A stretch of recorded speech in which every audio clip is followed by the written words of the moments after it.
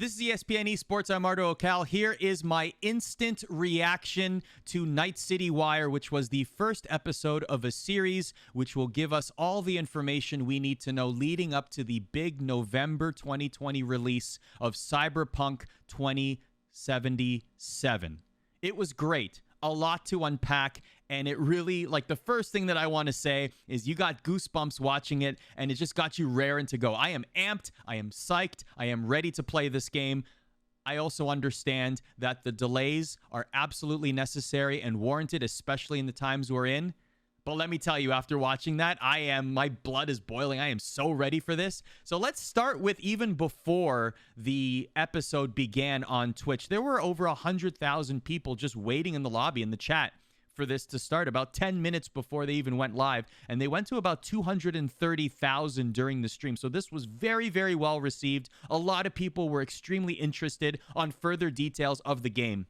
There was a fun soundtrack in the countdown. Sounded like if you played Atari, Yar's Revenge. That's the vibe it came. It was very like a mysterious aliens are coming kind of vibe. Definitely doesn't fit the vibe of the game itself, but that's what it felt like when we were waiting for the episode to begin. So the first thing we got when the show started was a new trailer. So we got footage from the prologue, and it had some great vibes there. It felt very much like sort of like a Las Vegas meets Tokyo kind of city vibe for the city itself. And also because of the Outlands, the Badlands as they call it, there's basically 6 districts in Night City, and the Badlands are all the barren wasteland that surrounds it, sort of like the desert around Las Vegas. So that's the initial vibe that I got there for sure.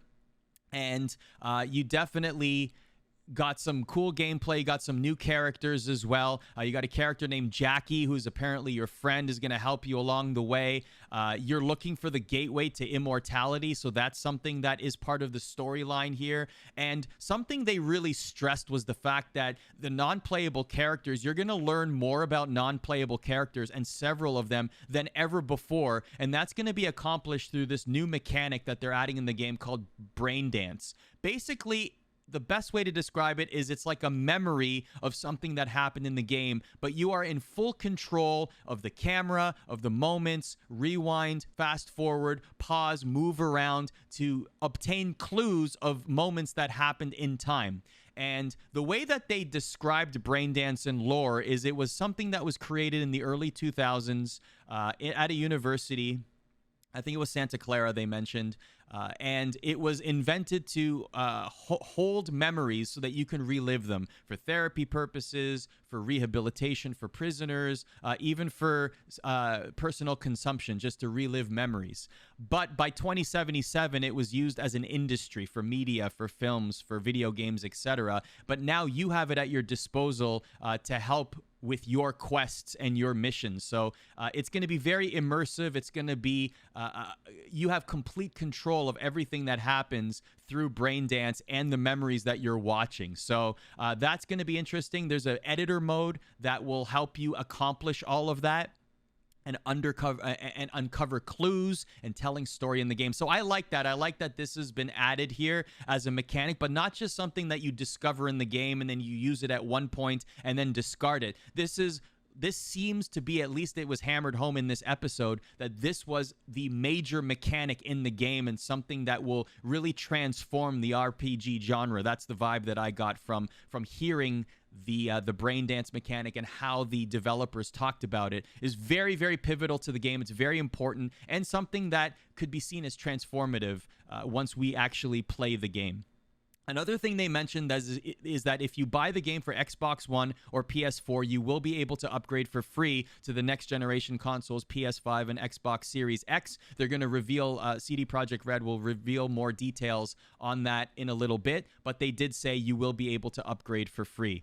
The other big news to come out of this is that Studio Trigger and Netflix are partnering with CD Projekt Red to create Cyberpunk EDGERUNNERS, which is an anime that is set to launch in 2022. Of course, with the Witcher franchise, we know how successful the Witcher series was on Netflix, and of course The Witcher 3 and its success, and how many millions of people, over 40 million people, buying the game. and it's just a massive worldwide success, and itself a transformative game in the RPG genre. And now Cyberpunk following those footsteps very similarly. And the way that it was described for this particular anime on Netflix is going to be a great gateway for people who have not played the Cyberpunk games before and its long-standing history in gaming. This will be a great gateway for them to discover the genre. It's going to be all new characters and all new stories, still within the same Night City landscape, however.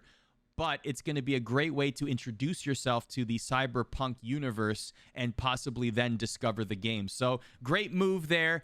It was a complete surprise announcement, and one that's very welcome, especially for Cyberpunk fans, to be able to consume more content of the universe that they love. It's a home run. It's definitely a win-win situation here, and it's going to be on Netflix in 2022. Keanu Reeves, I know a lot of people are going to be talking about Keanu, of course, the breathtaking stage presentation that he was a part of, excuse me, a few months ago. We only saw him at the very end of the trailer. There wasn't much focus on Keanu as a character in the game.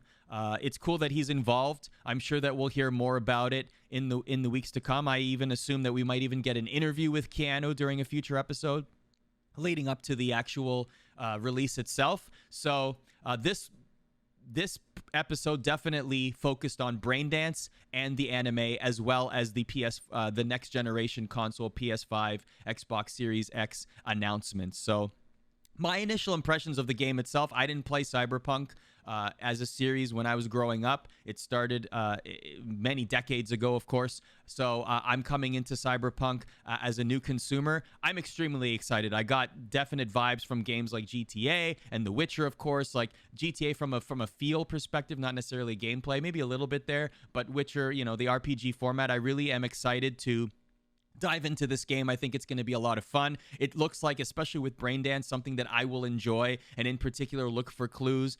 The Braindance has that sort of escape room kind of feel where you're looking for trying to uncover needles in a haystack kind of thing, so you really have to pay attention to different parts and the scenery and maybe little corners. So there's going to be a lot of Easter eggs, a lot of clues hidden in different places. So I enjoy that very much. So that discovery, that mystery is something that's right up my alley, and I think it'll be up the alley of many people as well, particularly those that like Cyberpunk and the RPG genre. So overall, a great first episode. They did mention that there will be several more episodes in the weeks to come, and it was a great success. Like I said, 230,000 people watching the stream at one point, 110,000 people even waiting for the stream 10 minutes before launch. So I would say a fantastic start here in terms of this series and getting more information. And of course, people are going to be talking about the game being delayed multiple times, but we absolutely understand, whether it's because the developer, the devs need more time, or whether it's because we're living in a pandemic. We absolutely understand, and that has been very well received from the gaming community as well, and no one should really complain for something like that.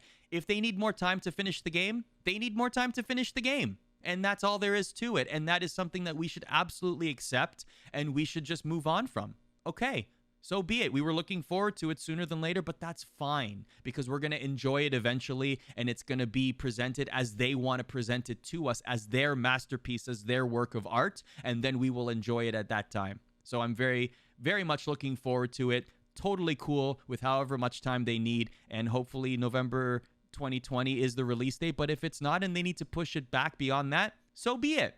The other thing they mentioned, one last thing here, is that some members of the media had access to the game, and now we'll be able to see whether it's some gameplay or whether some initial reactions from around the gaming media landscape. Some people had a chance to play it, so there will be some initial thoughts and reviews out there. From a gameplay perspective, from what I was able to see and what I've consumed so far, 2 thumbs up from me. Definitely looking forward to playing this game, and definitely looking forward to seeing how this game transforms the RPG genre and how successful this game is. Let us know in the comments below what you think of what you saw from episode 1 of Night City Wire, whether you thought that it increased your impression of this game, whether you really are looking forward to playing it even more so now, or maybe it didn't. Maybe you were like, it fell flat for me. I don't know about this brain dance mechanic. I'm not a big anime fan. I don't want to watch it. Let me know what you thought of all the announcements from episode 1 in the comments below.